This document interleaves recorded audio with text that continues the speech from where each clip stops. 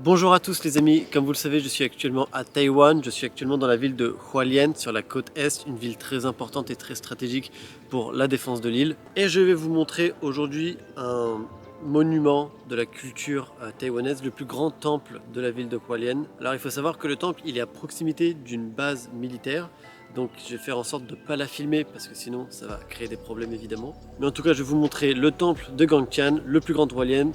Comme ça vous allez pouvoir voir à quoi ça ressemble ici. C'est vraiment très impressionnant et c'est mon préféré sur l'île. Allez, c'est parti.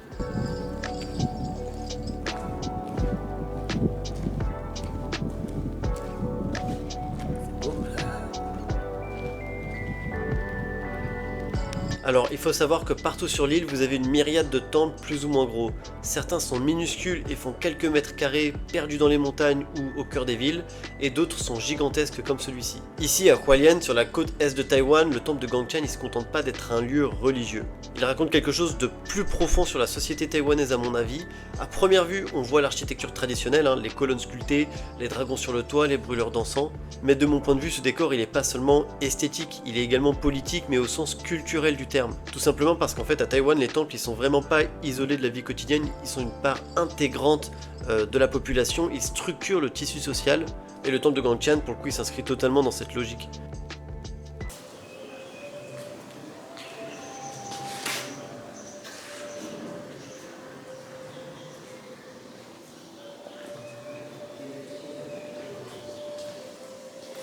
Et à l'intérieur c'est là que ça devient vraiment magique.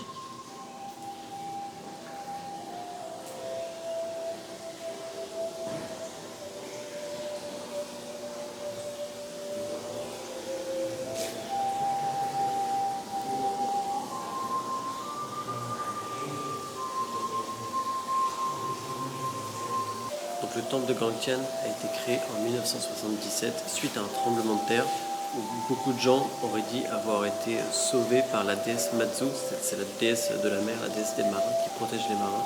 Et suite à ça, ils ont voulu lui rendre hommage en créant ce temple. Ce temple est absolument gigantesque. Partout où vous regardez, il y a des choses à voir, c'est absolument incroyable. Il est extrêmement ouvragé, il y a des colonnades dont je vous ai parlé. Mais il y a vraiment absolument tout. Alors, les gens quand ils viennent, ils payent pour avoir de l'encens. Évidemment l'argent part dans les donations du temple. Ensuite ils viennent prier et ils le font 3 fois.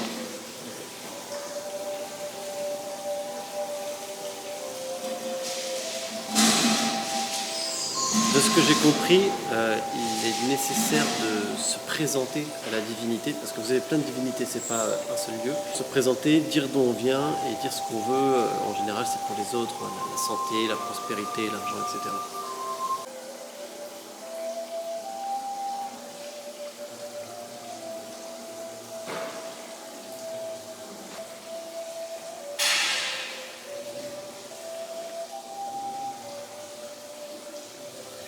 Dans un contexte de pression géopolitique constante, Taïwan affirme souvent son identité à travers la démocratie et la technologie.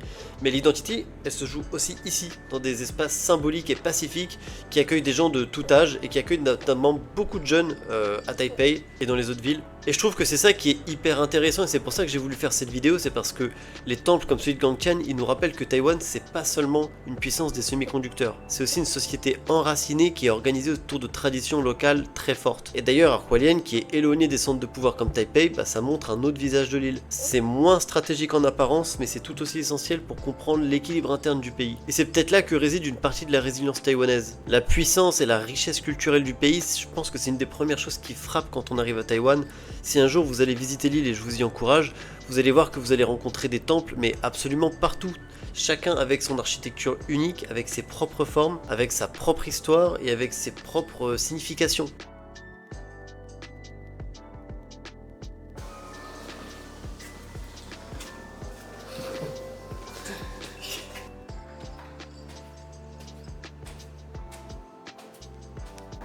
On est ici sur la terrasse du temple, elle est vraiment magnifique.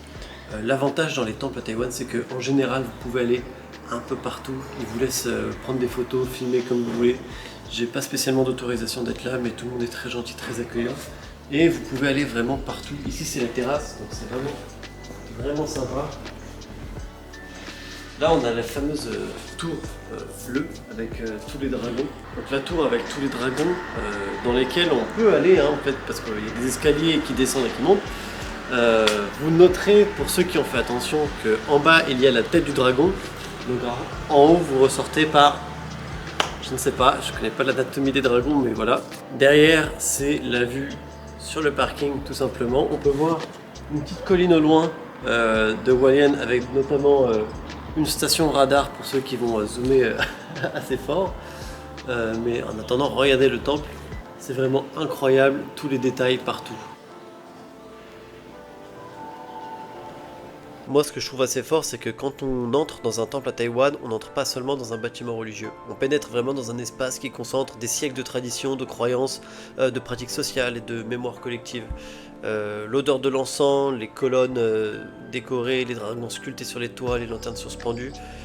Tout ça peut sembler décoratif au premier regard, mais chaque élément renvoie à un univers symbolique extrêmement dense. Rien n'est purement esthétique, il y a de la signification absolument partout. C'est vraiment une richesse, une abondance de culture qu'on se prend en plein visage immédiatement. Et à Taïwan, les temples font partie du paysage quotidien, vous en trouvez absolument partout. J'en ai déjà vu en pleine forêt le long d'un sentier, comme vous pouvez en trouver 2 ou 3 dans certaines rues. Évidemment, il y en a à presque chaque coin de rue. Le temple n'est pas un lieu coupé du monde moderne, au contraire, il coexiste vraiment avec lui. On peut sortir d'un immeuble de bureau, traverser la rue, se retrouver face à un hôtel où brûlent des dizaines de bâtons d'encens. Et en plus, c'est cool parce que les rues sentent bon. Et vous avez tout ça juste à côté de gratte-ciel. Et moi, mon point de vue là-dessus, c'est que cette continuité dit quelque chose de la société taïwanaise. C'est une modernité technologique qui ne s'est pas construite contre les traditions, mais avec elles. Et puis au-delà de la dimension religieuse, les temples y jouent un rôle social fondamental. Ils servent de point de rassemblement. Ils organisent des fêtes locales, des processions, des célébrations du calendrier lunaire. Ces événements ne sont pas du tout anecdotiques, hein. Ils structurent le rythme de l'année, ils créent du lien, et puis permettent aux habitants d'un quartier de se reconnaître comme appartenant à une même communauté. Certains temples disposent d'importants fonds issus des dons, parce qu'ils reçoivent beaucoup de dons, et c'est ce qui permet souvent leur construction. Il va y avoir des riches donateurs qui vont participer à la construction du temple et qui vont avoir en récompense leur nom écrit en lettres d'or sur les murs du temple ou sur certaines colonnes. Et puis ces ressources du coup peuvent être utilisées pour financer des activités culturelles, soutenir des familles, participer à des projets locaux. Et du coup le temple il devient plus seulement un lieu de culte mais aussi une institution intermédiaire qui est entre la sphère privée et l'État. Et dans une société démocratique comme Taïwan, cette densité de structures locales contribue à une forme de cohésion discrète mais solide.